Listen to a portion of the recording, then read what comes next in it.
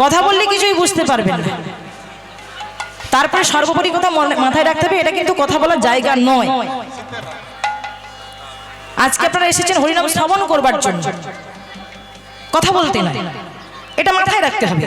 হ্যাঁ, যদি বিশেষ কিছু বলার থাকে আস্তে আস্তে করে উঠে চলে যাবেন, পাশে গিয়ে কথা সেরে এসে হরিবাসরে বসবেন। কিন্তু এই হরিবাসরে যতক্ষণ থাকবেন ততক্ষণ কেউ নিজেদের মধ্যে কথা বলবেন, আর বেশি কিছু বলবো না। প্রেম সে দুটি বাহু তুলে নিতাই গৌর প্রেমানন্দে হরি বল, হরি বল, হরি বল। মহারাজ পরীক্ষিত, যিনি ছিলেন এই কলিযুগের প্রথম রাজা, ধার্মিক রাজা, আবার দয়াল রাজা, যার জাদু ছিলেন তৃতীয় পাণ্ডব অর্জুন। আর তার রথের সারথি কে ছিলেন মা? অর্জুনের রথের সারথি কে ছিলেন? ভগবান শ্রীকৃষ্ণচন্দ্র। এসেছিলেন চন্দ্রবংশী, আর যে চন্দ্রবংশের প্রথম পুরুষ হলেন পরমাত্মা ভগবান শ্রী বিষ্ণু। বিষ্ণু নাভি থেকে সৃষ্টি ব্রহ্মা, ব্রহ্মার পুত্র অত্রি, অত্রির পুত্র সোম, সোমের পুত্র বুধ, বুধের পুত্র পুরুরবা, পুরুরবার পুত্র আয়ুষ, আয়ুষের পুত্র নহস, নহসের পুত্র যজাতি, যজাতির পুত্র যদু, যদুর পুত্র কুরু, কুরুর পুত্র জন্মেঞ্জয়, জন্মেঞ্জয়ের পুত্র প্রচিষ্ঠান, প্রচিষ্ঠানের পুত্র মনুষ্য, মনুষ্যের পুত্র চারুপদ, চারুপদের পুত্র রুদ্রাসন, রুদ্রাসনের পুত্র হৃদেশু, হৃদেশুর পুত্র রক্তিনাথ, রক্তিনাথের পুত্র রেভি, রেভির পুত্র দুষ্মন্ত, দুষ্মন্তের পুত্র ভরত, ভরতের পুত্র ইক্ষু, ইক্ষুর পুত্র সংবরণ, সংবরণের পুত্র সুধনু, সুধনুর পুত্র সহদ্র, সহদ্রের পুত্র চবল, চবলের পুত্র কৃতি, কৃতির পুত্র পরিচর বসু, ও পরিচর বসুর পুত্র জরাসেন্ধু, জরাসেন্ধুর পুত্র সমাপি, সমাপির পুত্র কুকু, কুকুর পুত্র জম্বু, জম্বুর পুত্র সুরত, সুরতের পুত্র বিদুরত, বিদুরতের পুত্র আজুকানু, আজুকানুর পুত্র অক্রধর, অক্রধরের পুত্র দেবতিথি, দেবতিথির পুত্র ঋক, ঋকের পুত্র দিলীপ, দিলীপের পুত্র প্রতীপ, প্রতীপের পুত্র শান্তনু, শান্তনুর পুত্র বিচিত্রবীর্য, বিচিত্রবীর্যের পুত্র পাণ্ডু, পাণ্ডুর পুত্র অর্জুন, অর্জুনের পুত্র অভিমন্যু, আর এই অভিমন্যুর পুত্র ছিল মহারাজ পরীক্ষিত। তাহলে চিন্তা করুন মায়েরা, এত বড় বংশের ছেলে হয়ে তার হয়েছিল ব্রহ্মশাপ, ব্রাহ্মণের ছেলে অভিশাপ দিয়েছিল। এটাই হচ্ছে আজকে আমাদের আস্বাদনের বিষয়বস্তু। তবে এই মহারাজ পরীক্ষিতের একটা জন্মের রহস্য ছিল, জন্মের একটা ঘটনা ছিল। জন্মের রহস্য জানবার জন্য আজকে আমরা সরাসরি চলে যাব কুরুক্ষেত্রের মাঠে। লীলাটা আজকে আমরা এখান থেকেই শুরু করব, খুব মন দিয়ে শুনবেন। যে কুরুক্ষেত্রের মাঠে অহংকারী দুর্যোধন, অত্যাচারী দুর্যোধন, পাপাচারী দুর্যোধন উরুভঙ্গ অবস্থায় পড়ে রয়েছে। উরুভঙ্গ মানে তার এই জায়গাটা ভেঙে গেছে, উরুটা তার ভঙ্গ হয়ে গেছে। শাস্ত্রে বলেছে দুর্যোধনের উরুভঙ্গের দুটো কারণ ছিল। মায়েরা খুব মন দিয়ে শুনবেন, দুটো কারণ। একটা ছিল বাইরের কারণ, আর একটা ছিল ভেতরের কারণ। বাইরের কারণ কি না, বাইরের কারণ হলো ভীম গদা দিয়ে মেরেছে, তাই তার উরুটা ভঙ্গ হয়ে গেছে। যেখানে ভীমের গদাটার ওজন ছিল 80 মণ, অর্থাৎ 3200 কেজি।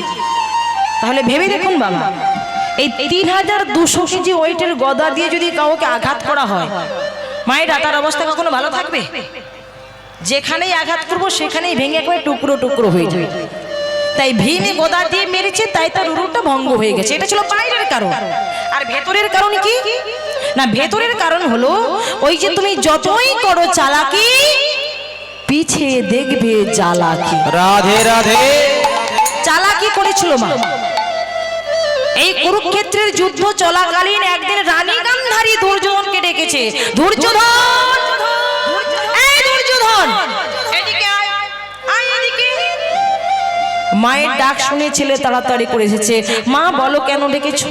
শোন বাবা, আগামীকাল ভোরের বেলা তুই একবার আমার ঘরে আসিস। মা ছেলেকে বলছি, ভোরের বেলা তুই একবার আমার ঘরে আসিস। তবে হ্যাঁ, তুই যে আমার ঘরে আসবি তোর অঙ্গে যেন কোনো পোশাক না থাকে, অর্থাৎ উলঙ্গ হয়ে তুই আমার ঘরে আসবি।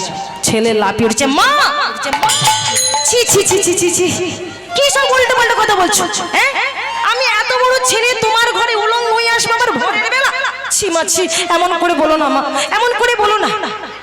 মা বলে, এই শোন, তোকে আমি কেন ডাকলাম জানিস?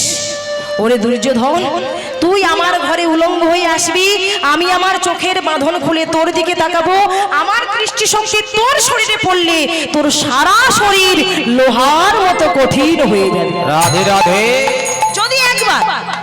যদি একবার তোর সারা শরীর লোহার মতো কঠিন হয়ে যায়, তাহলে ওই পঞ্চ পাণ্ডব যুধিষ্ঠির, ভীম, অর্জুন, নকুল, সহদেব ওরা কেউ তোর কোনো ক্ষতি করতে পারবে না, ওরা কেউ তোর কোনো ক্ষতি করতে পারবে না। তাই আমি চাই আমার দৃষ্টিশক্তি তোর সারা শরীরে পড়ুক, একেবারে মাথার চুল থেকে পায়ের নখ পর্যন্ত সারা শরীরে যদি একবার দৃষ্টিশক্তি পড়ে যায়, তাহলে দেখ ওরা কেউ তোর কোনো ক্ষতি করতে পারবে না, সারা শরীর তোর একেবারে লোহার মতো কঠিন হয়ে যাবে।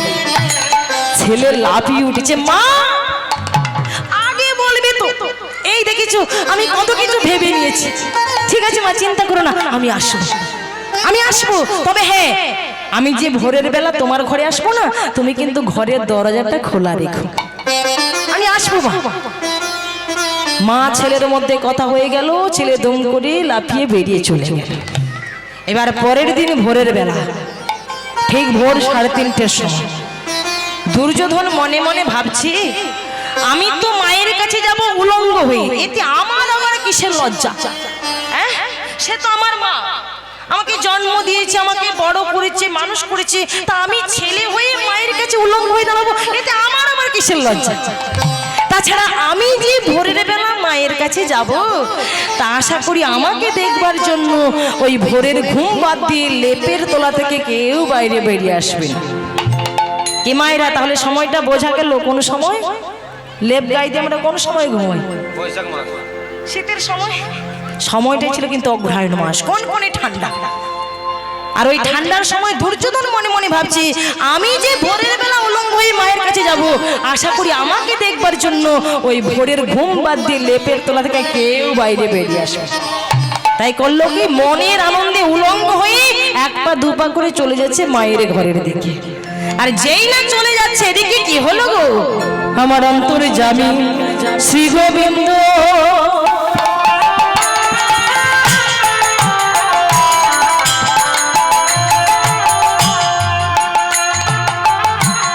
অন্তরে জানিয়া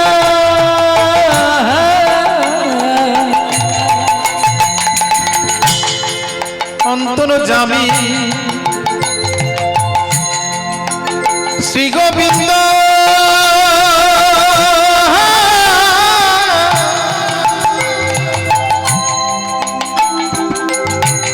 অন্তরে জানিয়া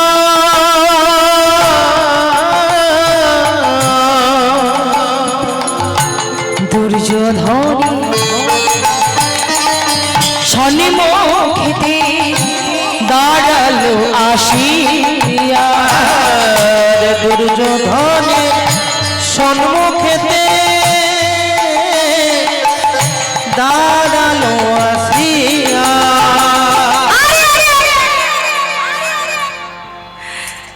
কি দুর্যোধন, তো আমি ঠিক দেখেছি নাকি? গায়ে একটা পোশাক নেই, উলঙ্গ হয়ে যাচ্ছ কোথায়? ভগবান লজ্জা পেয়ে চোখে চাপা দিয়ে ফেলেছি। দুর্যোধন প্রধান নেতা, তোমার চোখে ঘুম নেই? সারা রাজ্যবাসী ঘুমোচ্ছে, তোমার চোখে ঘুম নেই? ভগবান বলে, দেখো আমি তো ঘুমোচ্ছিলাম, কিন্তু তুমি হয়তো জানো না, প্রতিদিন ভোরের বেলা আমি এই পথ দিয়ে মর্নিং ওয়াক করতে বের হই, কিন্তু তোমার সঙ্গে যে আমার এভাবে দেখা হবে সেটা আমি বুঝবো কি করে? বলো, তোমার সঙ্গে যে আমার দেখা হবে সেটা আমি জানবো কি করে? তা যাচ্ছ কোথায়? ও দুর্যোধন, গায়ে একটা পোশাক নেই, উলঙ্গ হয়ে যাচ্ছ কোথায়? কৃষ্ণ,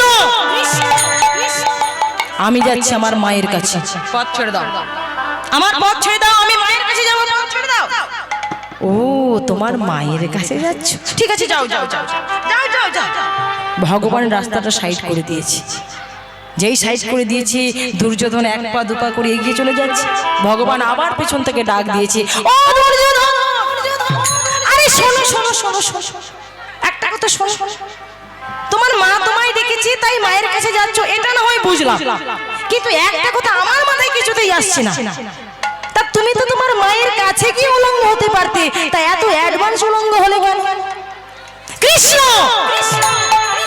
একদম উল্টো পাল্টা প্রশ্ন করবেন। এটা আমাদের মা ছেলের ব্যাপার, মাঝখানে তুমি একদম আসবে না। পথ ছেড়ে দাও, আমার পথ ছেড়ে দাও। আহ, রাগ করছো কেন দুর্যোধন? তুমি হয়তো জানো না, এই ভোরের বেলা এই পথ দিয়ে কত সাধু মুনি ঋষি গঙ্গায় স্নান করতে যায়। তা কেউ যদি ভুল করে তোমায় একবার দেখে ফেলে, মান সম্মান থাকবে? থাকবে? সবটা ধুলোর সঙ্গে মিশে যাবে। তাই তোমার মান সম্মানের কথা ভেবেই বলছি, মা ডেকেছি তো ঠিক আছে, এক কাজ করো, আমার এই উত্তরীয়টা পড়ে নাও আর মায়ের কাছে কি উলঙ্গ হয়ে যাও। অসম্ভব, অসম্ভব। আমার মা আমায় কাপড় পরতে বারণ করেছে, তাই আমি একদম কাপড় পরবো না। আমি উলঙ্গ হয়েই যাবো, আমি একদম কাপড় পরবো না। ও, আগে বলবে তো তোমার মা তোমায় বারণ করেছে, ঠিক আছে। মা যখন বারণ করেছে, মায়ের আদেশ তো মেনে নিতেই হবে। এক কাজ করো, তোমাকে কাপড় পরতে হবে না, তুমি একটু অপেক্ষা করো, আমি তোমার একটা ব্যবস্থা করছি। ভক্তমণ্ডলী, ভক্তিমতী মায়েরা লক্ষ্য করো, দুর্যোধনকে অপেক্ষা করতে বলে ভগবান চললেন গভীর জঙ্গলে।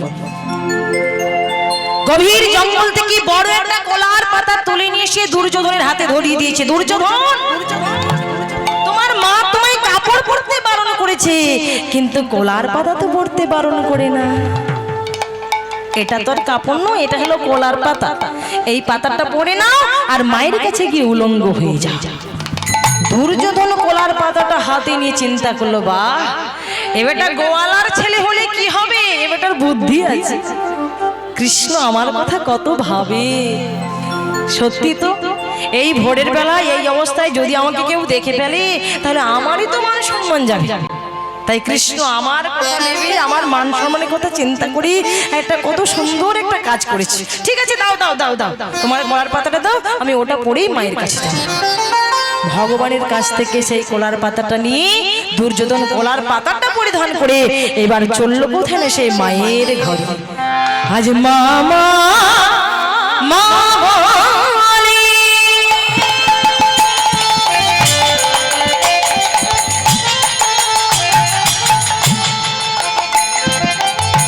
ডাকিতে লাগিল,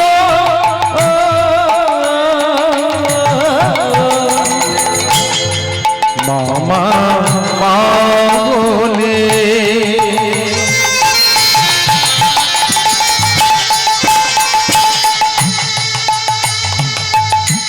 ডাকিতে লাগিল, দরজা সম্মুখেতে হোঁচট খাইল, দরজার সম্মুখেতে হোঁচট খাইল। দরজার সামনে এসে হোঁচট খেয়ে পড়ে গেছে। ওই যে বাবা, আগেকার দিনে ঘরের ভেতরে প্রবেশ করতে হলে দরজার সামনে চৌকাঠ থাকতো না, চৌকাঠ পার হয়ে ভেতরে প্রবেশ করতে হতো। তাই দুর্যোধন ওই রাতের অন্ধকারে মানে ভোরের বেলা কলার পাতা পরিধান করে মায়ের কাছে এসেছে। এখন দরজার সামনে যে চৌকাঠ, সেই চৌকাঠে ধাক্কা লেগে হোঁচট খেয়ে পড়ে গেছে। বা যেই পড়ে গেছে একটা বিকট শব্দ হয়েছে। মা গান্ধারী ভেতরে মনে মনে ভাবলো, ছেলে যে আমার আসার কথা ছিল, তাহলে ছেলে বুঝে এসে গেছে। মাও করেছে কি, ভেতর থেকে তাড়াতাড়ি করে বাইরে বেরিয়ে এসেছে। এবার বাইরে বেরিয়ে এসে চোখের বাঁধন খুলে যেই না দুর্যোধনের দিকে তাকিয়েছে, অমনি চমকে উঠছে, কি দুর্যোধন, আমি তোমায় বারবার করে বলেছিলাম তুমি আমার কাছে উলঙ্গ হয়ে আসবে, আর শেষ পর্যন্ত তুমি আমার কাছে কলার পাতা পরে এসেছো। সত্যি করে বলো, সত্যি করে বলো, এই কলার পাতা তোমাকে কে পরিয়েছে? তোমায় কে পরিয়েছে? ছেলে একটু মাথা নিচু করে বলে, আমার কি দোষ, আমি কি পড়তে চেয়েছিলাম নাকি, সেই তোমাকে জোর করে পড়িয়েছে। সে পড়িয়েছে মানে? শুধু নামটা একবার বল, নামটা একবার বল, কে তোকে পড়িয়েছে? এই সময় নামটা আমার কিছুতেই মনে আসছে না। ওই কি যেন নাম, কি যেন, ওই নন্দের বেটা কেষ্টা, যে নাকি নষ্ট করেছে সারা দেশটা। যে এই কথা বলেছে, সঙ্গে সঙ্গে রানী গান্ধারী মাথায় হাত দিয়ে বলে, হায় হায়, ওরে বোকা ছেলে, তুই কি সর্বনাশ করলি, তুই কি সর্বনাশ করলি। যে পথ দিয়ে কৃষ্ণ মর্নিং ওয়াক করতে যায়, তুই সেই পথ দিয়ে এলি কেন? বাইপাসে ঘুরে আসতে পারলি না? অন্য রাস্তা দিয়ে আসতে পারি না, ওই রাস্তা দিয়ে এলি কেন? ছেলে দুর্যোধনের মুখ থেকে বেরিয়ে গেল অসাধারণ তত্ত্ব। মা মাগো মাগো, জগতে এমন কোন রাস্তা নেই যেখানে নন্দের বেটা কেষ্টা নেই। হরি বল হরি বল। জগতে এমন কোন রাস্তা নেই যেখানে নন্দের বেটা কেষ্টা নেই। তিনি তো সর্বত্র বিরাজমান, সব জায়গাতে তিনি রয়েছে। আছো অনল অনিলে চির নভনীলে ভূদল শরীরে গহনে, আছো বিটপি লতায় জনদের গায় শশী তারকায় তপন। তিনি সর্বত্র বিরাজমান, সব জায়গাতে তিনি রয়েছে। তাহলে আমরা তার কৃপা পাচ্ছি না কেন? কি গো মায়েরা, ভগবান যদি সব জায়গাতে রয়েছে তাহলে আমরা তার দেখা পাচ্ছি না কেন, কৃপা পাচ্ছি না কেন? না, আমরা তাকে ডাকার মতো ডাকতে পারি না, আমরা তাকে খোঁজার মতো খুঁজি না, তাই তার কৃপা পাই না, তাই আমরা তার করুণা পাই না, তাই না? ভেবে দেখো, সেদিন ডাকার মতো ডেকেছিল কিন্তু দ্রৌপদী, যেখানে দুর্যোধন তার ভাই দুঃশাসনকে আদেশ করেছিল, যাও ওই দ্রৌপদীর চুলের মুঠি ধরে টানতে টানতে রাজসভায় নিয়ে এসো, অঙ্গ থেকে কাপড় খুলে নিয়ে বিবস্ত্র করে আমরা এই জায়গায় ওকে বসিয়ে দাও, যাও ওকে নিয়ে এসো। দুঃশাসন দ্রৌপদীর চুলের মুঠি ধরে টানতে টানতে রাজসভায় তাকে এনেছে। ভরা রাজসভায় যখন তার অঙ্গ থেকে কাপড়টা খুলে নিতে যাচ্ছে, তখন ওই কুলবধূ দ্রৌপদী সেই ভরা রাজসভায় সবার কাছে গিয়ে সাহায্য চেয়েছে। লজ্জা নিবারণের জন্য ছুটে গেল মহাময়ী বিশ্বদেবের কাছে, দাদু আপনি একটু প্রতিবাদ করুন, আপনি কি পারবেন না আমার লজ্জা নিবারণ করতে? আপনি কি কিছু বলতে পারবেন না? একটু একটু আপনি কৃপা করুন গুরুদেব, আপনি একটু সাহায্য করুন। কিন্তু সেদিন তিনি নীরব, কিছুই বলতে পারছে না, শুধু নয়ন থেকে জল টপ টপ করে গড়িয়ে পড়ছে। এলো গুরুদেবের কাছে, গুরু দ্রোণাচার্যের কাছে, গুরুদেব আপনি তো সাত্বিক ব্রাহ্মণ, আপনি তো বীর যোদ্ধা, আপনি তো একজন জিতেন্দ্র, আপনি তো একজন পণ্ডিত, আপনি কি পারবেন না আমার লজ্জা নিবারণ করতে?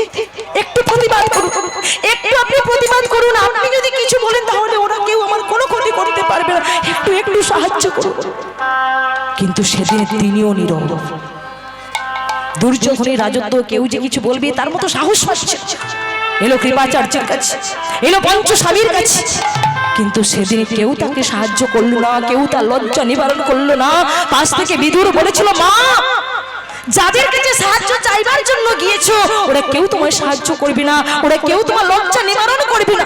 প্রকৃতপক্ষে যে তোমার লজ্জা নিবারণ করবে তুমি যে তাকেই ডাকতে ভুলে গেছো। হরি বল হরি বল।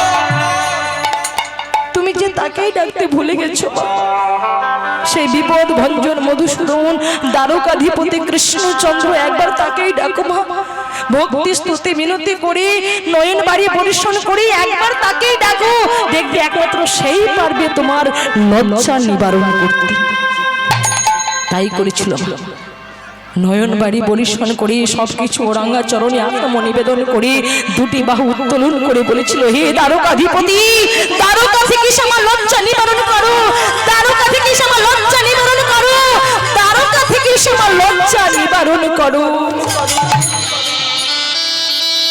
ভগবান ভক্তকে কৃপা করবেন বলে দ্রৌপদীর লজ্জা নিবারণ করবার জন্য ভগবান বস্ত্রের রূপ ধারণ করে দ্রৌপদীর অঙ্গে লেগে যায়।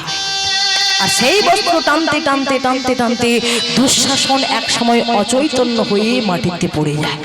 বসন টেনে আর শেষ করতে পারলো না, বসন টেনে শেষ করতে পারলো না। দ্রৌপদীর লজ্জা নিবারণ হলো, সারা সমাজ কৃষ্ণচন্দ্রের জয়ধ্বনি দিল। দ্বারকাধিপতি কৃষ্ণচন্দ্র কি জয়, দ্বারকাধিপতি কৃষ্ণচন্দ্র কি জয়, দ্বারকাধিপতি কৃষ্ণচন্দ্র কি জয়। দ্রৌপদীর লজ্জা নিবারণ হলো, সারা সমাজ কৃষ্ণচন্দ্রের জয়ধ্বনি দিল। এবার পরের দিন সকালে ওই দ্রৌপদী ভগবানের কাছে এসে দাঁড়িয়েছে, সখা তুমি আমার লজ্জা নিবারণ করেছো, সারা সমাজ দেখেছে, সবাই তোমারই জয়ধ্বনি দিয়েছে। এবার বলো তো কৃষ্ণ, সেই তুমি আমায় কাপড়টা দিলে, কিন্তু কাপড়টা দিতে এত দেরি করলে কেন? তাই না, কাপড়টা সেই দিলে কিন্তু দিতে এত দেরি করলে কেন? দ্রৌপদীর কথা শুনে ভগবান কৃষ্ণচন্দ্র সেদিন বলেছিল, দ্রৌপদী গো, তুমি যা বলেছ তাই করেছি, যা বলেছ তাই করেছি, যা বলেছ তাই করেছি, যা বলেছ তাই করেছি, ভক্তির কাছে বাধাই আছি, যা বলেছ তাই করেছি, আমি ভক্তের কাছে মাথায় আছি, যা বলেছ তাই করেছি। বলে দ্রৌপদী গো, তুমি যা বলেছো আমি শুধু তাই করেছি। কি বললে, কি বললে সখা? আমি যা বলেছি তুমি তাই করেছো? বলে হ্যাঁ, তুমি যা বলেছো আমি তাই করেছি। তা একবার ভালো করে ভেবে দেখো তো, তুমি আমায় কি বলে ডেকেছিলে? কি বলে ডেকেছিল মায়েরা? হে দ্বারকাধিপতি, দ্বারকা থেকে এসে আমার লজ্জা নিবারণ করো। ভগবান বলে দেখো, কাপড়টা হাতে নিয়ে আমি কিন্তু হস্তিনাপুরেই দাঁড়িয়েছি, তোমাকে দেব বলে আমি এখানেই দাঁড়িয়েছিলাম, কিন্তু ওই যে তুমি বারবার করে বলছো দ্বারকা থেকে এসে আমার লজ্জা নিবারণ করো, দ্বারকা থেকে এসে আমার লজ্জা নিবারণ করো, তাই ভাবলাম এই হস্তিনাপুর থেকে সরাসরি কাপড় দিলে তুমি হয়তো নেবে না, তাই ছুটে গেলাম দ্বারকা, সেখান থেকে আবার এলাম হস্তিনাপুরে। এই যাওয়া আসা করতে এরই মধ্যে তোমার 16 বার ডাকা হয়েছে, তাই তো কাপড়টা দিতে একটু দেরি হয়েছে, এর জন্য তুমি কিছু মনে করো না। তাহলে ভক্তমণ্ডলী, ভক্তিমতী মায়েরা, যদি কেউ মনে করে ভগবান শুধুমাত্র বৃন্দাবনে রয়েছে, নবদ্বীপে রয়েছে, শ্রীক্ষেত্র পরিধামে রয়েছে, এমনটা ভাববেন না মায়েরা। ভগবান সব জায়গাতে রয়েছে, সর্বত্র তিনি বিরাজমান। আমরা যেমন ভাবে তাকে ডাকবো, যেমন ভাবে তার আরাধনা করব, তার ভজন সাধন করব, তিনি সেইভাবে আমাদের কাছে ধরা দেবেন, তাই না?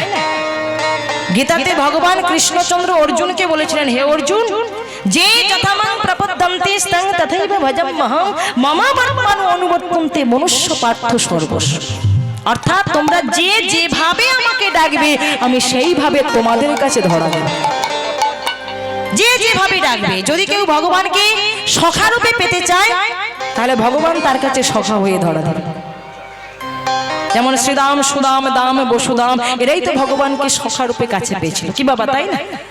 যদি কেউ ভগবানকে পুত্র রূপে কাছে পেতে চায়, দেখবেন মা, ভগবান তার কাছে পুত্র হয়ে ধরা দেবে। ওই যে মাতা যশোমতী, পিতা নন্দ মহারাজ, পিতা বসুদেব, দেবকী, এরাই তো ভগবানকে পুত্র রূপে কাছে পেয়েছে। আবার যদি কেউ ভগবানকে স্বামী রূপে পেতে চায়, পতি রূপে, দেখবেন মা, ভগবান তার কাছে পতি হয়েও ধরা দেবে। সত্যভামা, রুক্মিণী, এরাই তো ভগবানকে পতি রূপে কাছে পেতে চেয়েছে, তাই পতি হয়ে ধরা দিয়েছে। আর শ্রীমতী রাধা ঠাকুরানী মধুর পরক্রিয়া রসের প্রাণাদি রূপে পেতে চেয়েছে, তাই সেইভাবে ভক্তের মনের বাসনা পূরণ করিয়ে তিনি বিশ্ব মাঝারে জগৎ সংসারে প্রমাণ করে দেখিয়ে দিলেন যে তিনি ভক্ত বাঞ্ছা কল্পতরু শ্রীকৃষ্ণ। রাই গৌর হরি বল। এই শ্লোকটিকে কৃষ্ণদাস কবিরাজ গোস্বামী প্রভুপাদ চৈতন্য চরিতামৃতে কত সুন্দরভাবে বললেন, মোর পুত্র, মোর সখা, মোর প্রাণপতি, এইভাবে যে মনে করে শুদ্ধ ভক্তি, আপনারে বড় মানি আমারে সমহীন, সেই মতো হই আমি ভক্তেরও অধীন। তাহলে আপনারা যে যেমন ভাবে ভগবানকে ডাকবেন, ভগবান সেইভাবে আপনাদের কাছে ধরা দেবে। যেমন ভাবে ভজনা করতে চাইবেন, বন্ধু রূপে চাইলে বন্ধু হবে, আবার যদি ও মায়েরা শত্রু রূপেও ভালোবাসেন, দেখবেন ভগবান কিন্তু শত্রু হয়েই ধরা দেবে, শত্রু হয়ে ধরা দেবে। আপনারা সকলেই নাম শুনেছেন, বৈকুণ্ঠের দুজন দাঁড়ি ছিল, জয় আর বিজয়, বৈকুণ্ঠের দাঁড়ি। একদিন ভগবান বিষ্ণু অনন্ত শয্যার উপর শায়িত রয়েছে, মা লক্ষ্মী দেবী চরণ সেবা করছেন, আর ওই দুজন দাঁড়িয়ে দরজার সামনে দাঁড়িয়ে পাহারা দিচ্ছে। ভেতরে কাউকে প্রবেশ করতে দেবে না, দরজার সামনে দাঁড়িয়ে পাহারা দিচ্ছে। আর ঠিক এমত অবস্থায় 4 জন ঋষি, সনক, সনক, সানন্দ, সনাতন, এই 4 জন ঋষি ছোট ছোট বালকের রূপ ধারণ করে দরজার সামনে এসে দাঁড়িয়েছে। ওই দুজন দাঁড়ির কাছে সে বলতে লাগলো যে আমরা একটু ভেতরে প্রবেশ করব, দ্বার ছেড়ে দাও, ভেতরে প্রবেশ করবো, দ্বার ছেড়ে দাও। সঙ্গে সঙ্গে দুজন দাঁড়িয়ে হাত জোড়ো করে বলে, দেখুন আপনারা না ভুল সময় এসে পড়েছে, এখন প্রভু বিশ্রাম করছেন, এখন তো ভেতরে প্রবেশ করতে দেব না, তাহলে প্রভুর বিশ্রামে ব্যাঘাত ঘটবে। আপনারা পরে আসুন, পরে এসে প্রভুর সঙ্গে সাক্ষাৎ করে যাবে। যেই এই কথা বলেছে, ভেতরে যখন প্রবেশ করতে দিল না, 4 জন ঋষির মধ্যে ক্রোধ সৃষ্টি হলো। ক্রোধান্বিত হয়ে অভিশাপ দিল, ওরে বৈকুণ্ঠের দাঁড়ি বলে তোদের এত অহংকার, ভগবত দর্শনে এলাম আর তোরা আমাদের সঙ্গে অসুরের মতো আচরণ করলি, অসুরের মতো ব্যবহার করলি, অভিশাপ দিলাম তোদের অসুর কুলে যেতে হবে, অসুর কুলে যেতে হবে। যেই অভিশাপ দিয়েছি, সারা বৈকুণ্ঠ ধাম থরথর থরথর করে কাঁপছে। প্রভু বিশ্রাম করছিলেন, প্রভুর চরণ কাঁপছে। মা লক্ষ্মী দেবী বলে, প্রভু আপনার চরণ কাঁপছে কেন? ভগবান কোনো কথা না বলে সরাসরি বিছানা থেকে ছুটে এসেছে ওই দরজার সামনে। 4 জন ঋষির কাছে হাত জোড়ো করে দাঁড়িয়েছে। ভাবতে পারেন মায়েরা, ভগবান ভক্তের জন্য কি না করে, ভগবান ভক্তের জন্য কি না করে। যে ভগবানের চরণে সচন্দন তুলসী পত্র নিবেদন করতে হলে ভক্তের হাত ভয়ে থরথর করে কেঁপে ওঠে। আজকে সেই ভগবান ভক্তের জন্য 4 জন ঋষির কাছে হাত জোড়ো করে দাঁড়িয়েছে। হে ঋষিবর, হে ঋষিবর, আমার 2 জন দাঁড়িয়ে তারা যে ভুল করে ফেলেছে, তারা না জেনে অন্যায় করে ফেলেছে, অপরাধ করেছে। আপনাদের অভিশাপ আপনারা ফিরিয়ে নিন, অভিশাপ ফিরিয়ে নিন। এবার মায়েরা বলুন, অভিশাপ দিয়ে তাকে কি কখনো ফিরিয়ে নেওয়া যায় বাবা? কি বাবা? মুখ থেকে বাক্য, ধনুক থেকে স্বর যদি একবার বেরিয়ে যায়, হাজারো চেষ্টা করলে তাকে কিন্তু আর ফেরানো যায় না, ফিরিয়ে নেওয়া যাবে না। ভেবে দেখুন, অভিশাপ দিয়ে যদি ফিরিয়ে নেওয়া যেত, তাহলে রামচন্দ্রের পিতা দশরথকে অকালে প্রাণ হারাতে হতো না। ওই যে কাঁদালে কাঁদিতে হয়, এ কথাটা মিথ্যা নয়। রাজা দশরথ তিনিও কিন্তু কাঁদিয়েছিলেন। যখন অন্ধমুনির পুত্র সিন্ধুমুনিকে সপ্তভেদী বাণে বধ করেছিল, তখন ওই অন্ধমুনি কেঁদে কেঁদে অভিশাপ দিয়েছিল, রাজা দশরথ আজকে যখন আমাদের পুত্র সঙ্গে প্রাণ হারাতে হচ্ছে, অভিশাপ দিলাম একদিন আমাদের মতো তোমাকে পুত্র সঙ্গে প্রাণ হারাতে হবে। তাই সেদিনের কথাটা আজকে প্রযোজ্য হয়েছে, যেদিন প্রভু রামচন্দ্র 14 বছরের জন্য কোথায় গিয়েছিল মায়েরা? জোরে বলুন, বনবাসী। 14 বছরের জন্য যখন বনবাসে চলে গেলেন, সেই দৃশ্য দর্শন করতে না পেরে রাজা দশরথ রাম রাম রাম রাম বলতে বলতে তিনিও যে মৃত্যুবরণ করলেন। তাহলে কাঁদালে কাঁদিতে হয়, এ কথাটা মিথ্যা নয়। ভক্তমণ্ডলী, ভক্তিমতী মায়েরা, একটা কথা মনে রাখবেন, এই কলিযুগের মানুষ হয়ে যদি কোনো মানুষের মধ্যে দুঃখ দিয়ে থাকে, কষ্ট দিয়ে থাকে, ব্যথা বেদনা দিয়ে থাকে, তাহলে মনে রাখবেন ওই দুঃখ কষ্ট ব্যথা বেদনা ভগবানের ব্যাংকে ফিক্স থাকে, শেষ জীবনে তাকে সেটা ডবল ভাবে অনুভব করতে হয়। তাহলে অভিশাপ দিয়ে তাকে কখনো ফিরিয়ে নেওয়া যায় না। অভিশাপ যখন দিয়েছি, অভিশাপ অবশ্যই ফলবে, ওদেরকে অসুর কুলেই যেতে হবে। ভগবান বললেন, বেশ, জয় বিজয়, তোমরা তো অসুর কুলেই যাবে, কারণ অভিশাপ যখন হয়েছে তাকে তো ফিরে নেওয়া যাবে না। এবার বলো, অসুর কুলে গিয়ে তোমরা আমাকে কি রূপে পেতে চাও? এই জায়গাটা মায়েরা খুব মন দিয়ে শুনবে। ভগবান 2 জন দাঁড়িয়ে কাছে বলতে লাগলো, বলো ওই অসুর কুলে গিয়ে আমাকে কি রূপে পেতে চাও, বন্ধু রূপে না শত্রু রূপে? যদি বন্ধু রূপে ভালোবাসো, তাহলে আমার জন্য 7 জন্ম অপেক্ষা করতে হবে, তারপর আমার কৃপা পাবে। আর যদি বলো যে আমরা শত্রু রূপে ভালোবাসবো, তাহলে 4 জন্মেই তোমরা আমার কৃপা পাবে। বলো কি রূপে পেতে চাই? সঙ্গে সঙ্গে 2 জন দাঁড়িয়ে হাত জোড়ো করে বলে, প্রভু গো, বন্ধু রূপে যদি ভালোবাসি তাহলে 7 জন্ম অপেক্ষা করতে হবে। ওই 7 জন্ম ধরে আমরা ধৈর্য ধরে বসে থাকতে পারবো না, আমরা ধৈর্য ধরে বসে থাকতে পারবো না, অপেক্ষা করে থাকতে পারবো না। অতএব বন্ধু রূপে নয়, আমরা তোমাকে শত্রু রূপেই কাছে পেতে চাই। ভগবান বলেন, তথাস্তু, তোমাদের মনের বাসনা পূরণ হবে, তোমরা শত্রু রূপেই আমাকে কাছে পাবে। ওই 2 জন দাঁড়িয়ে সত্যযুগে হিরণ্যকশিপু হিরণ্যাক্ষ, ত্রেতা যুগে রাবণ কুম্ভকর্ণ, দাপর যুগে শিশুপাল দন্তবক্র, আর এই কলিযুগের মাটিতে কারা হয়ে এসেছিল মায়েরা জানেন আপনারা? হরে কৃষ্ণ বাবা, আপনারা জানেন কারা হয়ে এসেছিল? বাবা নিতাই গৌর প্রেমানন্দে, জগাই মাধাই, জগাই মাধাই হয়ে এই কলিযুগের মাটিতে ওই দুজন দাঁড়িয়ে এসেছে। ভগবান বললেন বেশ, এরা তো আসর খুলে যাবে, কিন্তু এদেরকে উদ্ধার করবে কে? কে এদের উদ্ধার করবে? চারজন ঋষি বলে, কেন প্রভু? ওরা তোমার বৈকুণ্ঠের দাঁড়িয়ে, ওরা অন্যায় করেছে, অপরাধ করেছে, তা ওরা যতবার আসর খুলে যাবে তুমি ওদের মালিক হয়ে ওগো ততবার তুমি সেথায় যাবে, ততবার তুমি সেথায় যাবে, ততবার তুমি সেথায় যাবে, ততবার তুমি সেথায় যাবে। ওরা যতবার যাবে ততবার তুমি সেথায় যাবে, ওরা যত পার যাবে ততবার তুমি সেথায় যাবে। প্রভু গো, ওরা যতবার আসর খুলে যাবে তুমি ওদের মালিক হয়ে ততবার যাবে। তাহলে ভক্তমণ্ডলী, ভক্তিমতী মায়েরা, আপনারা ভগবানকে যেমন ভাবে ভালোবাসবেন ভগবান আপনার কাছে সেই মতো হয়েই ধরা দেবে। বলুন জয় জয় রাধা রানী কি, জয় জয় রাধা রানী কি, জয় জয় রাধা রানী কি।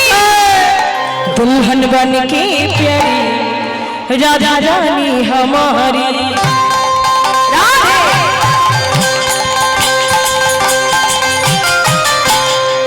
दुल्हन बन के प्यारी राधा रानी हमारी, दुल्हन बन के प्यारी राधा रानी हमारी, दुल्हन बन के प्यारी राधा रानी हमारी, रानी हमारी महारानी हमारी, रानी हमारी महारानी हमारी, रानी हमारी महारानी हमारी, रानी हमारी महारानी हमारी, दुल्हन बन के राधा रानी हमारी, दुल्हन बन के प्यारी राधा रानी हमारी।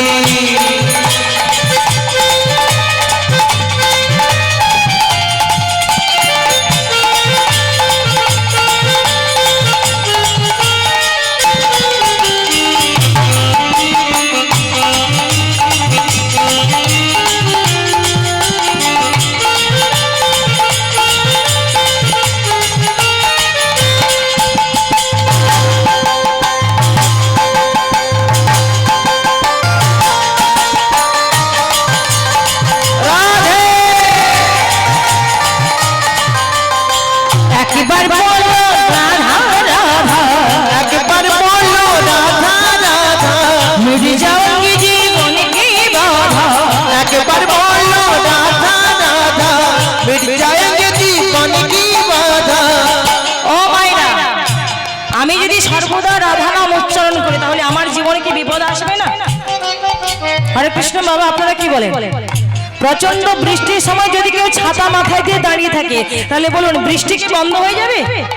মোটেও না, বৃষ্টি হবে, কিন্তু ওই যে আমি ছাতা মাথায় দিয়ে দাঁড়িয়ে থাকলাম এর জন্য বৃষ্টিটা আমার গায়ে কম পড়বে।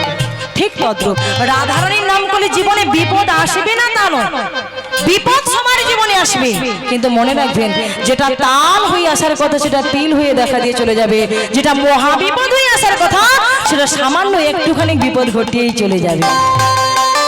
রাধে।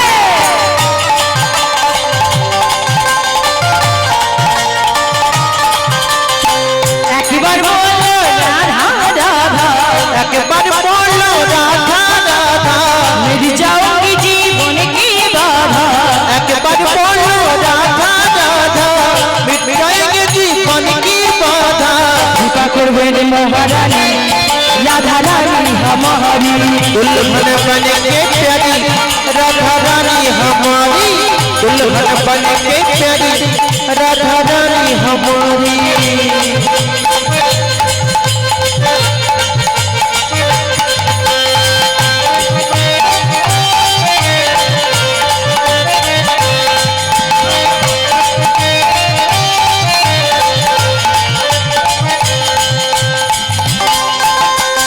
मायरा उलूम धरी प्रेम से बोलो ये राधे राधे, राधे राधे बोलो वृंदावन से चलो, राधे राधे बोलो वृंदावन से चलो, राधे राधे बोलो वृंदावन से एक चलो, बार राधे राधे बोलो কৃপা করবেন মহারানী রাধা রানী हमारी दुल्हन बन के प्यारी राधा रानी हमारी दुल्हन बन के प्यारी राधा रानी हमारी बोलो राधे राधे राधे राधे राधे राधे राधे राधे राधे सबाई बोलो राधे राधे राधे राधे राधे राधे শুনতে পাচ্ছি না সকলে একটু গলা ছেড়ে বলুন যিনারা দাঁড়িয়ে রয়েছেন বসে রয়েছেন কেউ ফাঁকি দেবেন না আজকে হরিবাস যে ফাঁকি দেবে সে কিন্তু মস্ত বড় ফাঁকে পড়ে যাবে গলা ছেড়ে সকলে হাত তুলে বলুন বলো রাধে রাধে राधे बोल राधे আরেকটু বাড়িয়ে। राधे राधे যিনারা দাঁড়িয়ে রয়েছেন মায়েরা হবে না বলো রাধে রাধে বাবা সংকীর্তন সঙ্গে করিনি যে কীর্তন সেটাই হয় সংকীর্তন শুধু কীর্তনীরা আসবেন তাদের মতো করে যাবে এমনটা করলে হবে না राधे राधे राधे राधे राधे এমনটা করলে হবে না আপনারা যে এসেছেন সেটাকে সফল করতে হবে তার জন্য সবাইকে একটা গলাতে গলা মিলিয়ে তালে তালি দিয়ে সবাইকে দুটি বাহু তুলে বলতে হবে বলো রাধে রাধে রাধে রাধে রাধে রাধে বল। राधे রাধে রাধে রাধে রাধে রাধে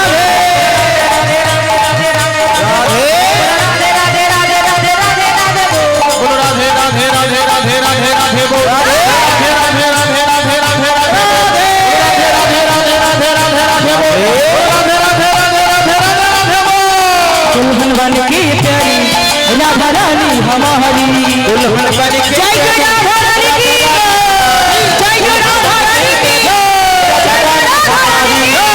निभाई गौर निभाई राधा रानी हमारी राधा रानी हमारी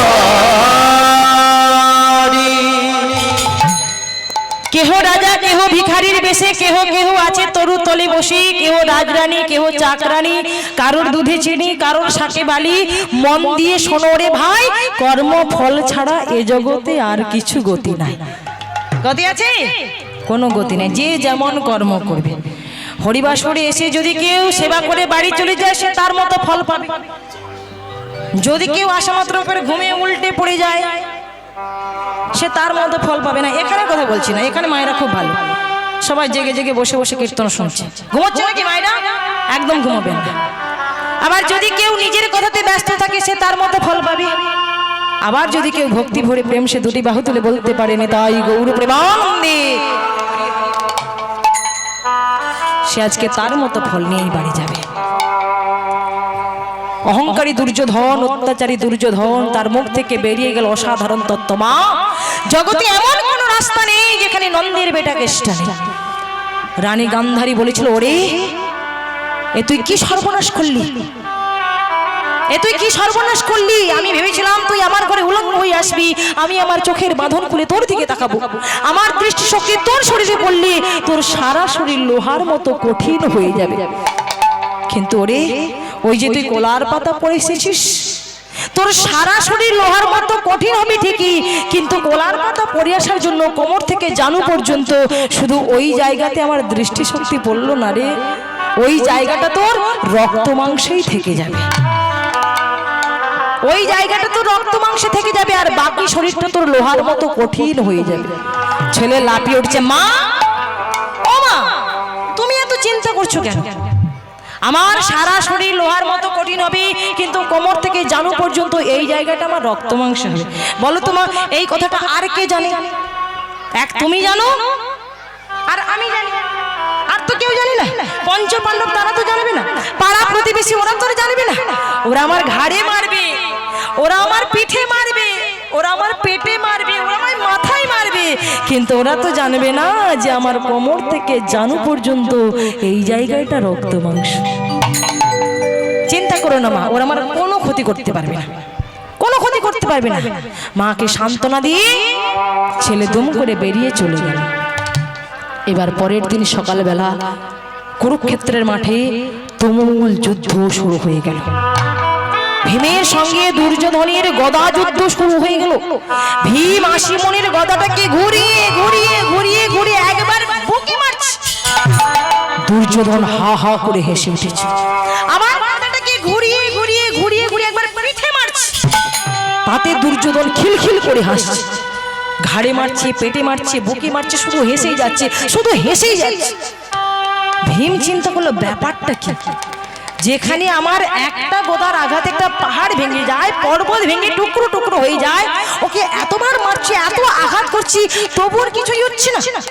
তাহলে নিশ্চয়ই একটা কিছু ষড়যন্ত্র রয়েছে, আসল রহস্য রয়েছে, সেটা আগে আমায় জানতে হবে, সেটা আগে আমায় বুঝতে হবে। আসল ষড়যন্ত্রটা কি, এটা জানবার জন্য যেই না পিছন ফিরে তাকিয়েছি, ভগবান কৃষ্ণচন্দ্র এতক্ষণ স্থির ছিলেন, এতক্ষণ স্থির ছিলেন। ভগবান এটাই বোঝাতে চাইছে যে জীব, আগে তুমি আমার দিকে তাকাও, তারপরে আমি তোমাকে সঠিক রাস্তাটা বলে দেব। আগে তুমি আমার দিকে তাকাও, তুমি তোমার রোগীকে নিয়ে যেখানে ইচ্ছে খুশি যাও, কটক যাও, বেঙ্গালোর, ভেলোর, যেখানে ইচ্ছে খুশি যাও না কেন, যদি তুমি আমার দিকে তাকাও, তবে আমি তোমাকে সঠিক রাস্তাটাই বলে দেব। ভীম যেই না পিছনে ফিরে তাকিয়েছে, ভগবান কৃষ্ণচন্দ্র ইশারায় বলছে, ভীম দাদা ইহা পার পার করো, এখানে মারো, এখানে, এখানে, ওখানে মারলে কিচ্ছু হবে না। ওই যে ইঙ্গিতে পণ্ডিত বুঝে মূর্খ বুঝে কিলে, কি বাবা, তাই না? যারা পণ্ডিত ব্যক্তি তাদেরকে ইঙ্গিত দিলেই বুঝতে পারে, ইশারা করলেই তারা ধরতে পারে, বুঝে নিতে পারে। কিন্তু যারা মূর্খ তাদের হয়েছে যত দোষ। আপনি যতই বোঝানোর চেষ্টা করুন না কেন, সে কিছুতেই বুঝবে, সে মোটেও বোঝার চেষ্টা করবে না। তাই মূর্খ ব্যক্তির হচ্ছে যত দোষ, কিন্তু পণ্ডিত ব্যক্তি যারা, তাদেরকে ইশারা করলেই বুঝতে পারে। আস্তে আস্তে, কথা নয়, কথা নয় মায়েরা, কথা নয়, একদম কোনো কথা হবে না। যদি কথা বলতে হয় আসো ছেড়ে উঠে চলে যান, আর যদি বলেন যে মাইক্রোফোন লাগবে তাহলে আমি দিতে পারি, দেব। জয় রাধে, প্রেম সে নিতাই গৌর প্রেমানন্দে হরি।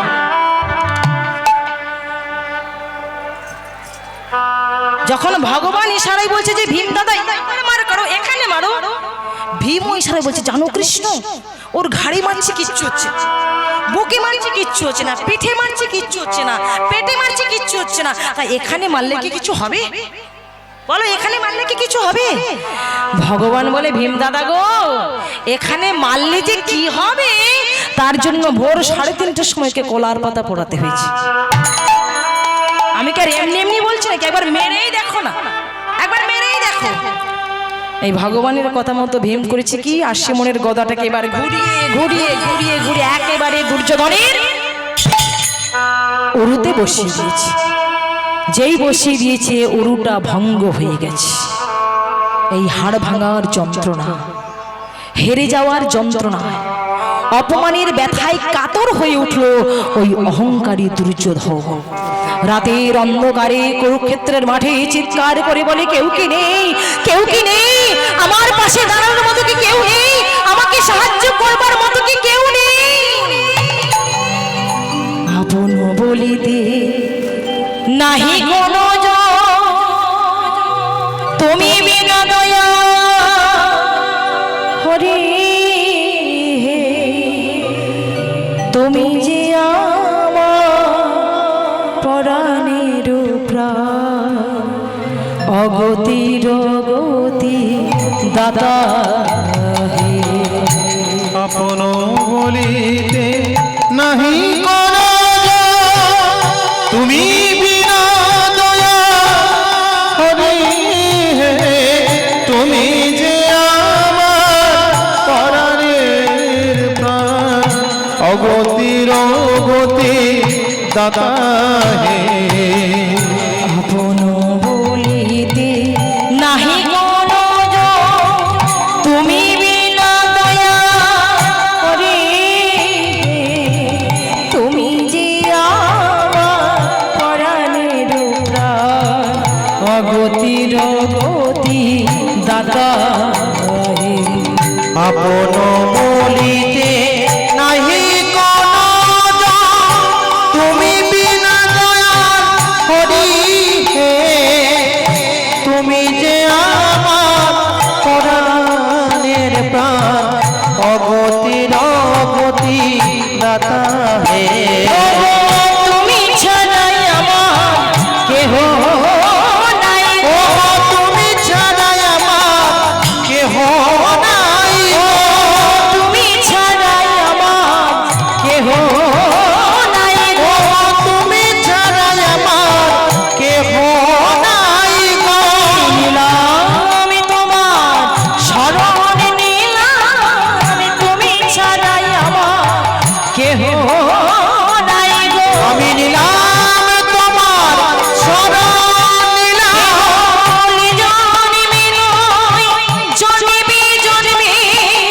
নিলাম তোমার শরণ নিলাম আমি নিলাম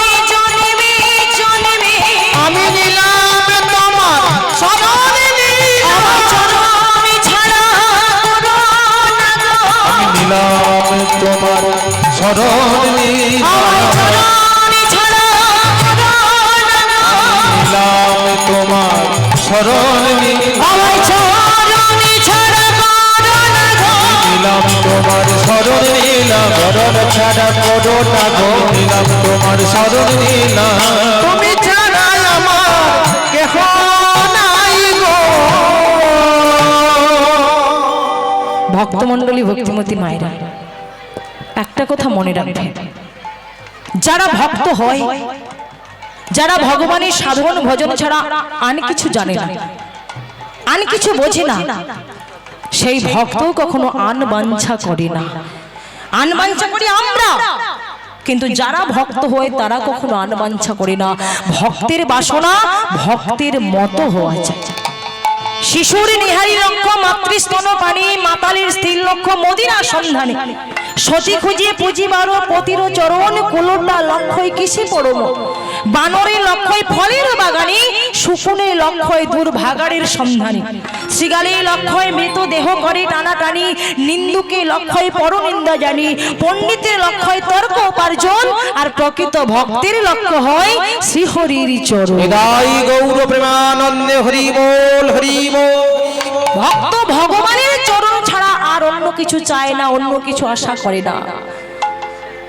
ভক্তের জীবনে বিপদ এলেও যেমন ভগবানকে স্মরণ করে, আবার বিন্দু মাত্র যদি সুখের ছায়া আসে তখন সে ভগবানকেই স্মরণ করে। ভগবান বলে, ওগো জীব, বিপদকালে তোমরা যেমন আমাকে স্মরণ করো, তেমনি সুখের সময় যদি একবার আমার নামটা তোমরা উচ্চারণ করো, তাহলে কথা দিলাম তোমাদের জীবনে দুঃখ বলে কি জিনিস কোনোদিনের জন্য আসবে না, কোনোদিনের জন্য আসবে না। কিন্তু আজকে অহংকারী দুর্যোধন, অত্যাচারী দুর্যোধন, পাপাচারী দুর্যোধনে বিপদে পড়ে ভগবানের কাছে সাহায্য চাইছে না, সাহায্য চাইছে জনগণের কাছে, সাহায্য চাইছে সমাজের কাছে। কেউ কি নেই আমার পাশে দাঁড়ানোর মতো? কি কেউ নেই আমাকে সাহায্য করবার মতো? কি কেউ নেই? রাতের অন্ধকারে নিস্তব্ধতা ভেদ করে পাশ থেকে কেউ একজন বলে উঠলো, আমি আছি। চমকে উঠছে, কে? কে তুমি? বলো তুমি কে? দুর্যোধন, আমায় তুমি চিনতে পারলে না? আমি হলাম অশ্বত্থামা, গুরুপুত্র, গুরু দ্রোণাচার্যের পুত্র, নাম আমার অশ্বত্থামা। কেন এসেছো? বলো অশ্বত্থামা, এখানে কেন এসেছো? বারে আমি এসেছি তোমাকে সাহায্য করবার জন্য, তোমার পাশে দাঁড়ানোর জন্য, তোমাকে সহযোগিতা করবার জন্য। দুর্যোধন, এই আমি তোমার হাতে হাত রেখে কথা দিলাম, আজি হতে বন্ধু তুমি আমি তোমার সখা। আজি হতে বন্ধু তুমি আমি তোমার সখা। আজি হতে বন্ধু তুমি আমি তোমার সখা। আজি হতে বন্ধু তুমি আমি তোমার সখা। প্রতিদিন এমন ভাবে দিও আমায় দেখা, প্রতিদিন এমন ভাবে দিও আমায় দেখা, প্রতিদিন এমন ভাবে দিও আমায় দেখা, আর প্রতিদিন এমন ভাবে দিও আমায় দেখা। অশ্বত্থামা দুর্যোধনের হাতে হাত রেখে কথা দিল, আজি হতে বন্ধু তুমি আমি তোমার সখা। দুর্যোধন ক্রোধান্বিত, অশ্বত্থামা, আমি তোমার সখা হতে চাই না, আমি তোমার বন্ধু হতে চাই না, চলে যাও, চলে যাও তুমি এখান থেকে। আমি তোমার কোনো সাহায্য চাই না, আমি তোমার কোনো সহযোগিতা চাই না। কারণ একটা কাজও তুমি ভালো মতো করতে পারো না, তুমি আবার আমায় কি সাহায্য করবে? বলো তুমি আমায় কি সাহায্য করবে? মনে নেই তোমার সেদিনের কথা? আমি না তোমায় বলেছিলাম যাও তো পঞ্চ পাণ্ডবের 5টা মাথা তুমি কেটে নিয়ে এসো। কি করেছিলে সেদিন? বলো তুমি সেদিন কি করেছিলে? ভক্তমণ্ডলী ভক্তিমতী মায়েরা, সেদিন ওই অশ্বত্থামা পঞ্চ পাণ্ডবের 5টা মাথা না এনে পঞ্চ পাণ্ডবের যে 5 পুত্র তাদের মাথা নিয়ে এসেছিল। শ্রোতানিক, প্রতিবিম্ব, শ্রুতকৃতি, সহস্রবা, শ্রুতশেষ, এই 5টা মাথা কেটে এনেছিল। বলে দুর্যোধন, এই নাও পঞ্চ পাণ্ডবের 5টা মাথা আমি কেটে এনেছি। রাতের অন্ধকারে ওরা ঘুমিয়েছিল, সেই ঘুমন্ত অবস্থায় ধারালো অস্ত্র দিয়ে ওদের মাথা আমি কেটে এনেছি, নাও। দুর্যোধন বলে, বাহ, তুমি তো ভালোই করেছো। তাহলে ওই 5টা মাথার মধ্যে যেটা ভীমের মাথা, ওই মাথাটা বেছে বেছে আমার হাতে দাও, ওই মাথাটা আমার হাতে দাও। বলে, দাঁড়াও বন্ধু, একটু সময় লাগবে, কারণ রাতের অন্ধকারে তুমি আমায় দেখতে পারছো না, আমি তোমায় চিনতে পারছি না, কোনটা ভীমের মাথা কোনটা অর্জুনের মাথা, এগুলো বাঁচতে একটু সময় লাগবে। বলে, শোনো অশ্বত্থামা, এর একটা সহজ উপায় রয়েছে। ওই মাথাগুলোর মধ্যে দেখবে যে মাথাটা সব থেকে বড়, জানবে সেটাই হলো ভীমের মাথা।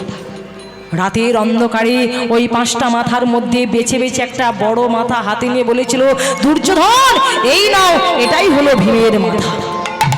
বড় মাথাটা হাতে নিয়ে বলেছিল, ওরে ভীম, তুই আমার চিরকালের শত্রু, তুই আমার চিরকালের শত্রু, তোর মাথাটা যখন আমি হাতে পেয়েছি, দেখ কি করব।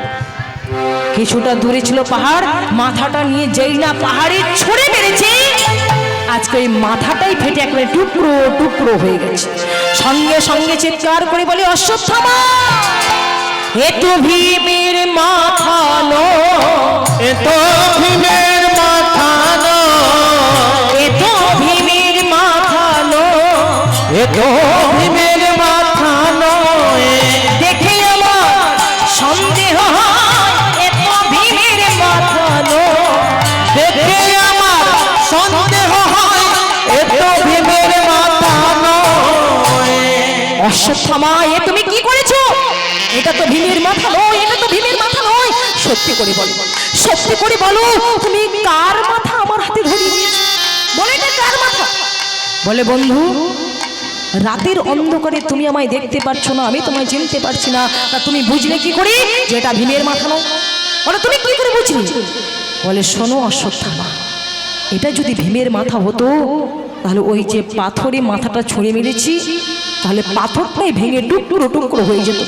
কিন্তু ভীমের মাথা নয় বলে আজকে মাথাটাই ফেটে টুকরো টুকরো হয়ে গেছে। তাই আজকে তুমি এসেছো আমাকে সাহায্য করবার জন্য, আমার পাশে দাঁড়ানোর জন্য।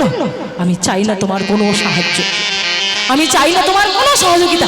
চলে যাও, চলে যাও অশ্বত্থামা, এখান থেকে চলে যাও। বেশ দুর্যোধন, তুমি আমার সাহায্য না চাইতে পারো, কিন্তু আমি যখন তোমাকে বন্ধু বলে ডেকেছি, সখা বলে ডেকেছি, তোমার জন্য কাজ আমি একটা করে যাব। হ্যাঁ হ্যাঁ, তুমি না চাইলেও আমি তোমার জন্য একটা কাজ করে যাব। এই আমি হাতে নিলাম ব্রহ্মবাণ।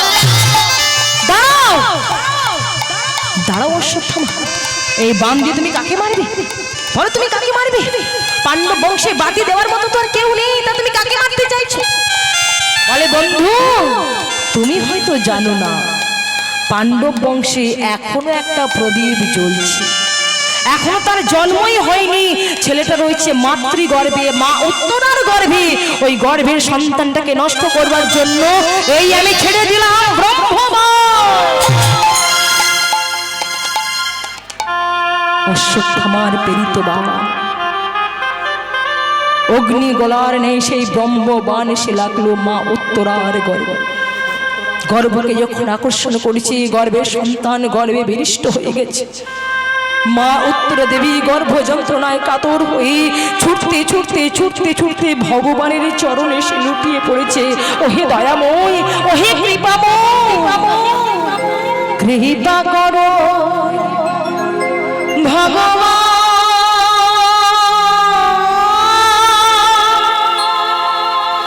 কৃপা করো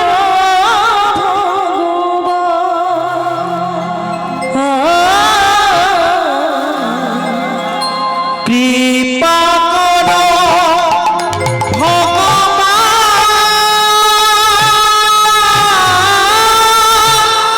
কৃপা করো ভগবান।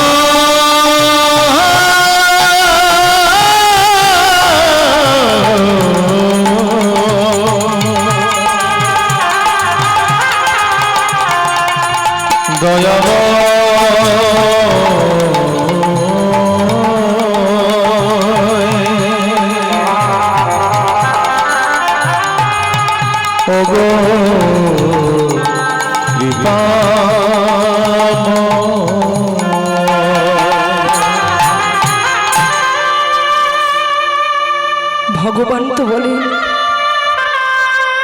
যে আমাকে ভালোবাসে আমি তাকে কাঁদাতে বড় ভালোবাসি, যে আমাকে ভালোবাসে আমি তাকে দুঃখ দিতে বড় ভালোবাসি। তবে হ্যাঁ, এই কান্নার বোঝা মাথায় করে নিয়ে, পরীক্ষার বোঝা কাঁধে নিয়ে কোনো ভক্ত যদি একবার আমার গোবিন্দের চরণ প্রান্ত পর্যন্ত পৌঁছতে পারে, তাহলে ওই ভক্তকে ভগবানের দাস হতে লাগে। ভগবান সেই ভক্তের কাছে চিরটা কালের মতো যে বিক্রয় হয়ে যায়। ভগবান আমাদের কৃপা করবেন বলে, আমাদের করুণা করবেন বলে করুণার হস্ত তিনি বাড়িয়ে রেখেছেন, মন্দিরের দরজা তিনি খুলে রেখেছেন। কিন্তু আমরাই জানি না সেই দরজার সামনে পৌঁছতে হয় কি করে। মায়েরা, শুধু পড়াশোনা করে জ্ঞান অর্জন করলে ভগবানের কাছে যাওয়া যায়, সুন্দর করে সেজে গুজেও কিন্তু ভগবানের কাছে যাওয়া যায় না। থালাতে ভর্তি করে দামি দামি ফল মিষ্টান্ন নিয়েও কিন্তু ভগবানের কাছে যাওয়া যায় না। ভগবানের কাছে যেতে হলে চাই শুধু অন্তরে কৃষ্ণ ভক্তি আর কৃষ্ণ প্রেম। এই ভক্তি প্রেম নিয়ে যে একবার যেতে পেরেছি, তাহলে তাকে ভগবানের দাস হতে লাগে। ভগবান সেই ভক্তের কাছে চিরটা কালের মতো যে বিক্রয় হয়ে যায়। মায়েরা, আমরা সংসারের জন্য চোখের জল ফেলি, ছেলে মেয়েদের জন্য চোখের জল ফেলি, কিন্তু সত্যি করে বুকে হাত রেখে বলুন তো, ভগবানের জন্য আমরা কেউ কি দুপুরটা নয়ন মারে পরিশ্রম করতে পেরেছি? পারি না গো। সংসারের জন্য চোখের জল ফেলি, স্বামী দুটো কথা সরিয়ে দিয়েছে তার জন্য চোখের জল ফেলি, ছেলে বৌমা কিছু বলেছে তার জন্য চোখের জল ফেলি, কিন্তু প্রকৃতপক্ষে গোবিন্দের জন্য যে চোখের জল ফেলার কথা সেটাই আমরা ভুলে গেছি। ভগবানের জন্য আমরা কিছু করতে পারি, সারা জীবন শুধু সংসারের জন্যই করে যাই, তাই না? সারা জীবন শুধু আমরা সংসারের জন্যই করে যাই। আমার আমিত্ব নিয়ে আমরা সকলেই মেতে থাকি, আমার বাড়ি, আমার গাড়ি, আমার বিষয়, আমার সম্পত্তি। মনে রাখবেন মায়েরা, এই সংসারে যতদিন শুধু আপনি আমার করে যাবেন, ততদিন আপনার সংসারে অশান্তির আগুনটা দাউ দাউ দাউ দাউ করে চলে উঠবে। আর যেদিন মনে করবেন যে সংসারটা আমার নয়, এই পরিবারটা আমার নয়, বিষয় সম্পত্তি এসব আমার কিছু নয়, সবই আমার গোবিন্দের, সবই আমার ভগবানের, জানবেন সেদিন আপনার সংসারে সুখের ছায়া নেমে এসেছে, শান্তির ছায়া সেদিন আপনার সংসারে নেমে আসে। মায়েরা, দেখবেন সমাজে নাচানাচির মানুষ অনেক আছে, হাসাহাসির মানুষ অনেক আছে, আনন্দ ফুর্তি করার মানুষ হাজারে হাজারে পাবেন, কিন্তু কৃষ্ণ বলে কাঁদার মানুষ পাওয়া যে বড় দুর্লভ। কৃষ্ণ বলে কাঁদার মানুষ পাওয়া বড় দুর্লভ।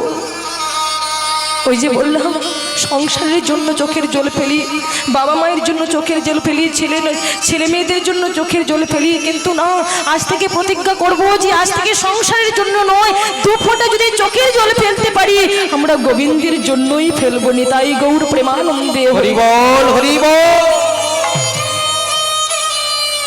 হনুমান এসেছিল রাবণ রাজাকে সুপরামর্শ দেওয়ার জন্য, যে দেখো বাবা রাবণ, যদি নিজের মঙ্গল চাও, যদি নিজের কল্যাণ চাও, যদি এখনো নিজেকে ভালো করতে চাও, তাহলে নিজেকে রামচন্দ্রের চরণে নিবেদন করে দাও, রামচন্দ্রের চরণে নিজেকে নিবেদন করে দাও। এবার বলুন বাবা, যারা দুরাচারী ব্যক্তি হয়, অহংকারী অহংকারী ব্যক্তি হয় তারা কখনো সাধুর উপদেশ মেনে নেবে? কখনোই কি গ্রহণ করবে? কখনোই গ্রহণ করবে না। সঙ্গে সঙ্গে আদেশ করলে, এই কে কোথায় রয়েছে? বেটা বানর মরকট বনের পশু আমাকে উপদেশ করে যে নিজের মঙ্গল যদি চাও নিজেকে রামচন্দ্রের চরণে নিবেদন করে দাও। সঙ্গে সঙ্গে এর অঙ্গ ভঙ্গ করে দাও, এর অঙ্গ ভঙ্গ করে দাও। হয় হাত ভেঙে দাও, পা ভেঙে দাও, ঘাড় ভেঙে দাও, কোমর ভেঙে দাও, অঙ্গ ভঙ্গ করে দাও।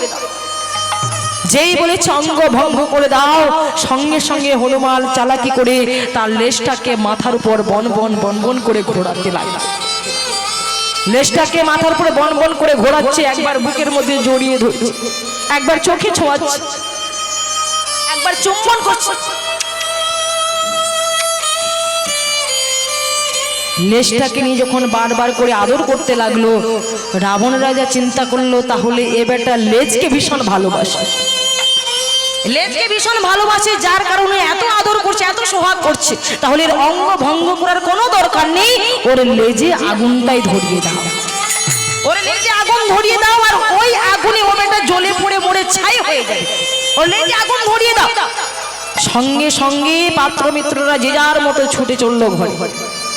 ঘরের ভেতর থেকে কেউ স্ত্রীর শাড়ি, মায়ের শাড়ি, বোনের শাড়ি, আলমারি থেকে শাড়ি টেনে টেনে বের করে আনছে, বাটিতে করে ঘি আনছে, বাটিতে করে তেল আনছে, লেজের মধ্যে জড়াচ্ছে তাতে ঘি ডালছে, কাপড় জড়াচ্ছে তাতে তেল ডালছে।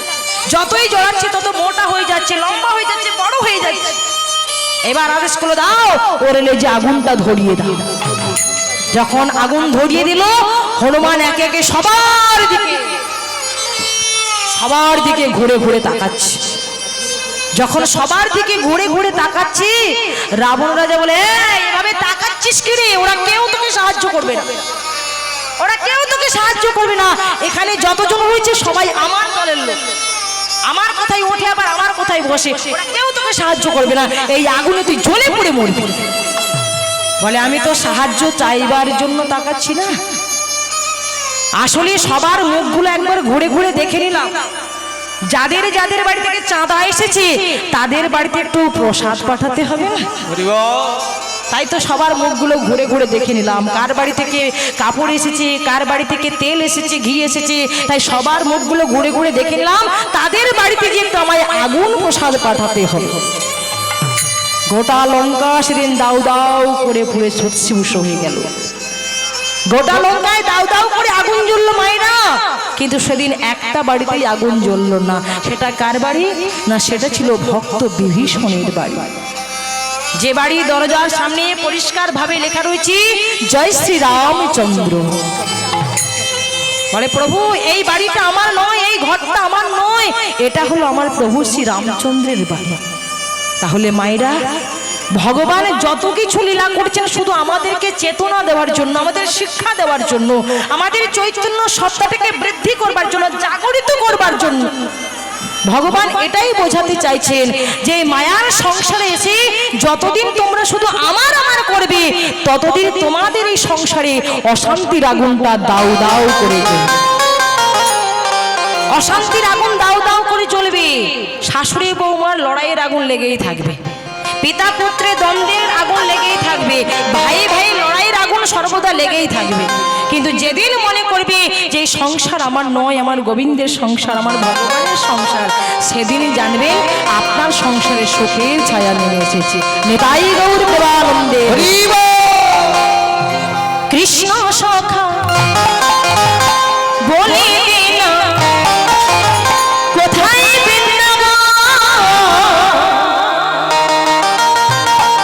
রাধা কুণ্ড শ্যামে কুণ্ড গিরি গোবর্ধন। হরি বল, হরি বল।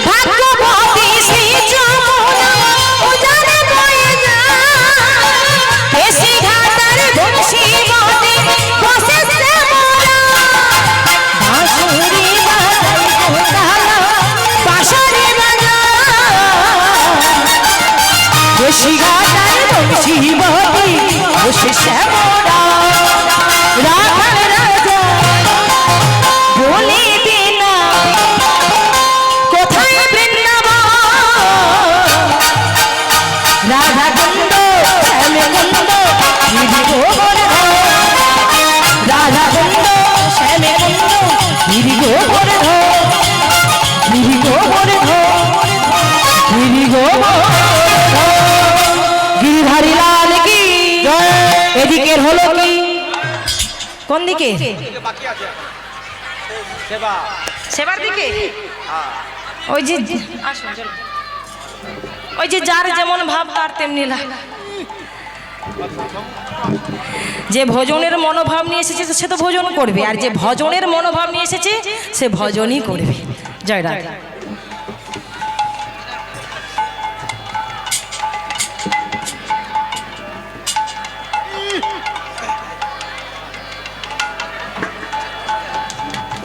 নিতাই গৌর প্রেমানন্দে হরি হরি বল হরি বল অশ্বত্থামার প্রেরিত বাণী মা উত্তরা দেবীর গর্ভের সন্তান বিনিষ্ট হয়ে গেছে গর্ভ যন্ত্রণায় কাতর হয়ে ভগবানের কাছে সরাসরি ছুটে এসেছে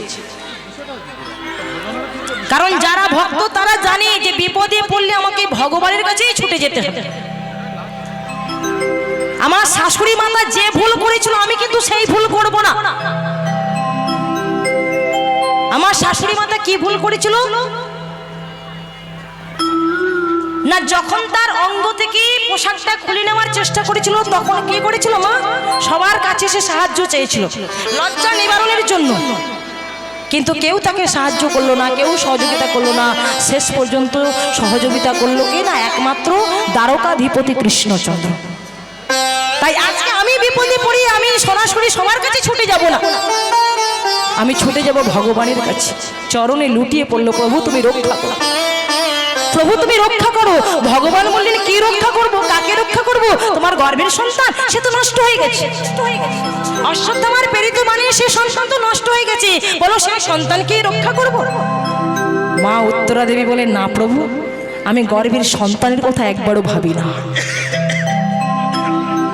সন্তানের কথা আমি একবারও ভাবি না আমি ভাবছি তোমার মর্যাদার কথা তাহলে লক্ষ্য করুন মায়েরা কেমন কৃষ্ণ ভক্তিমতী জননী বলে প্রভু গো যে সন্তান আজকে মারা গেছে আজ